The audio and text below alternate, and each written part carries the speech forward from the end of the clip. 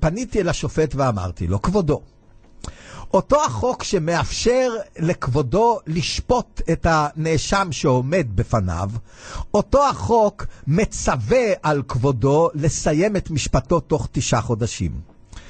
9 החודשים בעניינו של הנאשם הזה מאז שהוגש נגדו כתב אישום עומדים להסתיים בעוד פחות משבועיים. אבל עד הרגע הזה לא התקיימה ולו ישיבה אחת של הוכחות בעניינו על ידי בית המשפט בבאר שבע, שפסק שיש לעצור אותו עד תום ההליכים. הכיצד, אני שואל את השופט, הכיצד ניתן שלא לקבל את הערר על מעצרו, כאשר ברור לגמרי שבעוד 12 יום, כשיתומו 9 החודשים, הוא יהיה במצב שלא רק שמשפטו לא יסתיים, הוא עוד לא התחיל אפילו. אני אמתין יחד איתכם לתשובה של השופט, ואני בהזדמנות אעדכן אתכם בתשובתו. אבל שוב, לא רק מההיבט הזה שנגרם עוול נוראי בניגוד לחוק במעצרים מתמשכים לאורך 1.5 ושנתיים ולפעמים 2.5 ו3, רק בגלל שהחוק נרמס על ידי השופטים, אלא כל המשפט הפלילי מאבד את האפקטיביות שלו כתוצאה מרמיסת החוק הזה. ולמה אני מתכוון? תפקיד השיפוט העיקרי של שופט בכל משפט זה לשמוע את העדים, להתרשם מהם, ועל סמך התרשמותו ועל סמך חומר ראיות נוסף שקיים בפני השופט, להעריך האם העדים שהעידו בפניו הם עדי אמת, שהעידו אמת, או עדי שקר, או חלקם כמובן עדי אמת או עדי שקר, מי הוא עד אמת, מדוע הוא עד אמת וכיוצא באלה, כאשר גם בפסיקה של בתי המשפט נאמר שההתרשמות האישית מהעד זה הכלי המרכזי שעומד לשופט בבואו לקבוע אם העד הוא אמין, אם איננו אמין. עכשיו תראו, שופטים בישראל במקום לנהל משפט אחד, לסיים אותו ולהתחיל משפט שני, מנהלים עשרות משפטים במקביל. עכשיו, אם שופט אלמוני שופט את עניינו של נאשם פלוני, והמשפט מתחיל נניח א' בתשרי, והמשפט נמשך לאורך 8 ישיבות, במקרה כזה המשפט לא יסתיים לפני א' בתשרי בשנה הבאה. עכשיו במקביל השופט מקיים עוד עשרות משפטים אחרים, כלומר הוא שומע הרבה למעלה מ1,000 עדים במהלך אותה השנה. אין לו שום אפשרות לזכור התרשמות אמיתית כמעט מאף עד בנסיבות כאלה. כלומר, הכלי המרכזי שעומד לשופט בבואו להעריך האם עד הוא עד שדובר אמת, ואם הוא עד שדובר שקר, נעלם ממנו לחלוטין, משום שאין שום בן אנוש בעולם שיכול לזכור אחרי שנה 1,000 אנשים איזה רושם ספציפי קונקרטי הם עשו עליו כאשר הם עמדו על דוכן העדים. ואני רוצה להביא לכם דוגמה גם כן שהייתה לי לפני כמה שנים. הופעתי בפני שופט בבית המשפט המחוזי, ואחד העדים במשפט היה אדם שנשפט 1.5 חודשים קודם לכן אצל אותו שופט. וכשהוא עלה על דוכן העדים, השופט שאל אותו לשמו וכולי וכולי וכולי, ואני ראיתי, אפילו שאני ידעתי שהוא נשפט אצלו, אני ראיתי שהשופט לא זוכר בכלל שמדובר בנאשם שרק לפני 1.5 חודשים נשפט אצלו. ואני אז שאלתי את השופט, האם העד שעומד על דוכן העדים זכור לאדוני? והשופט הסתכל עליו כמה דקות ואמר לא. ואז אני אמרתי לשופט, כבודו, העד הזה נשפט אצל אדוני לפני בקושי 10 שבועות, והנה אדוני אפילו את פניו איננו זוכר, אבל בטח אדוני בפסק הדין כתב כל מיני דברים על הרושם שהעדות שלו עשתה על בית המשפט הנכבד, וכל המוסיף גורע. זאת אומרת, אנחנו לא נמצאים כאן באיזשהו כשל טכני.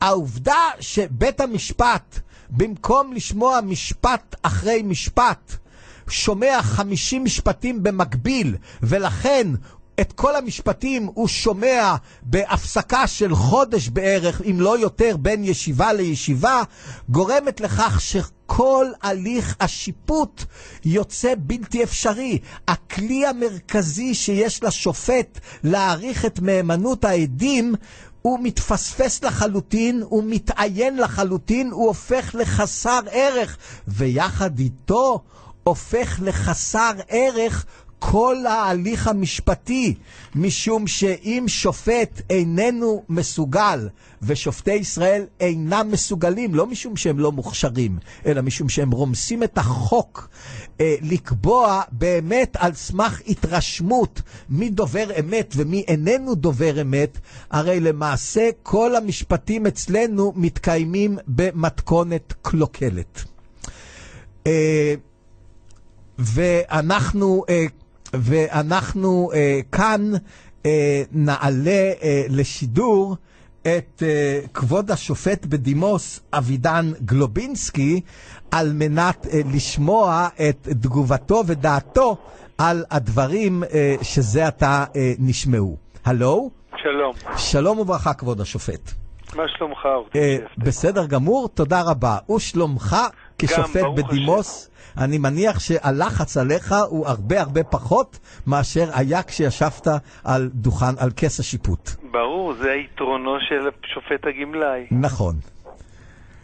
ובאשר לתזה שלי, שלמעשה אין לנו גוף ממסדי בארץ שפועל על פי חוק, שלמעשה לא מקיים את החוק בעצם פעילותו יותר מאשר דווקא מערכת בתי המשפט, בכך שהיא פשוט מתעלמת לחלוטין ממצוות החוק, הן הפלילי והן האזרחי, לקיים משפטים ברציפות מיום ליום, מתחילה עד סיום את שלב הראיות. אז בוא אני אגיד לך, שמעתי את הדברים בקשב רב. כן. ואני חושב שצריך להבדיל קודם כל בין ההליכים הפליליים, שהחוק קובע במפורש את העניין של יום-יום עד גמירה, ובין ההליכים האזרחיים, לרבות ענייני המשפחה, שאני שמעתי, ששם זה הוראה של תקנות, הוראה יותר חלשה מבחינה חוקית, ובתיקים האזרחיים הבעיה יותר גדולה, בתיקים הפליליים החובה של בית המשפט צריכה להיות הרבה יותר קפדנית. זה נכון, אבל שוב... לא, אני אגיד לך, אני אתן לי לפתח את זה ממש בחצי דקה, ואני אסביר לך על מה אני מתכוון. בבקשה. אתה יודע טוב ממני שכאשר מוגש כתב אישום, בשולי כתב האישום מופיעה רשימה של העדים. נכון. עדי התביעה כמובן. כן. זאת אומרת שהשופט שמקבל את כתב האישום, או מקבל את התיק ובו כתב האישום, מחצית מהעדים באופן גס, הוא כבר יודע כמה הם יהיו.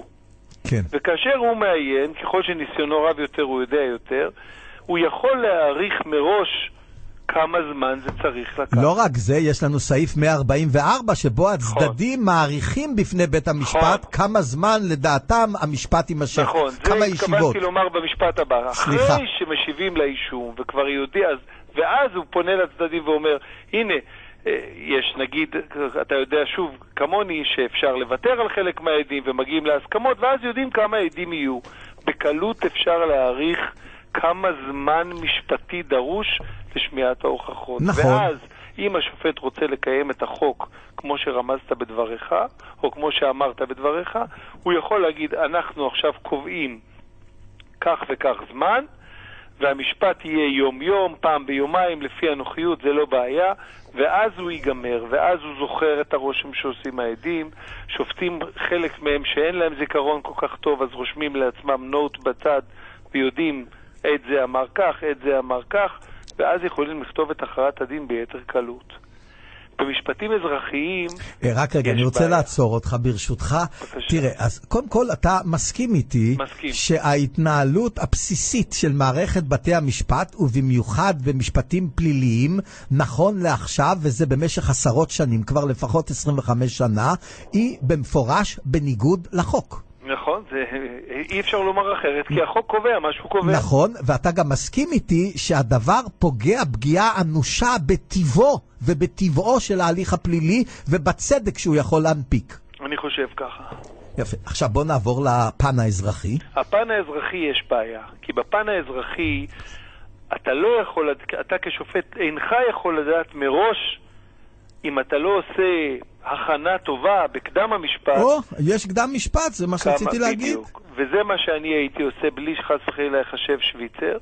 הייתי אומר להם, עכשיו את רוב התיקים, אני אומר לך, ברמת בית משפט שלום, את רוב התיקים בניהול נכון של בית המשפט אפשר לגמור ביום אחד. רוב התיקים.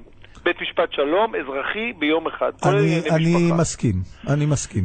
התיקים שלו, ויש כאלה, ואפשר לראות אותם, אז אומרים, רבותיי, פה צריך 2-3 ימי משפט. זה לא כמו התיקים הפליליים הגדולים שלכם, שמדובר בעשרות עדים ומשפטים שזה. רוב התיקים צריכים להיגמר יום אחד, יומיים, 3.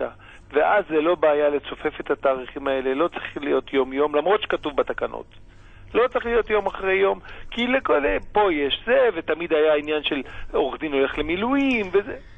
אפשר. תראה, אני הייתי... אפשר, ואז מתרשמים נכון מהעדים. נכון. ואז כותבים את פסק הדין בלי פיגור, ואם יודעים לכתוב קצר, כפי שאני תמיד עשיתי, ושוב, אני יוצא בתוכנית שלך קצת שוויצר, לא בכוונה. לא, זה בסדר גמור. וצריך, שופט של ערכאה ראשונה צריך לכתוב קצר. וברגע שהוא כותב קצר, ולעניין, 6 עמודים, 8 עמודים, לא יותר. נכון. זהו. ואז אין פיגורים, ואז אין מינוי, ואז אין כלום. אני מסכים לגמרי עם התרופות שאתה מציע כדי לרפא את המחלה, אבל מטרתי הייתה בראש ובראשונה להצביע על המחלה, ואני מאוד מאוד שמח שמבחינה עובדתית אתה מסכים לגמרי עם הדברים שלי לגבי ההתנהלות שהיא בראש ובראשונה בלתי חוקית של בתי המשפט בישראל, בדרך שבה הם שומעים ומנהלים משפטים, ואני מאוד מאוד מודה לך. ואנחנו עכשיו נצא להפסקת פרסומות. כל טוב, שלום.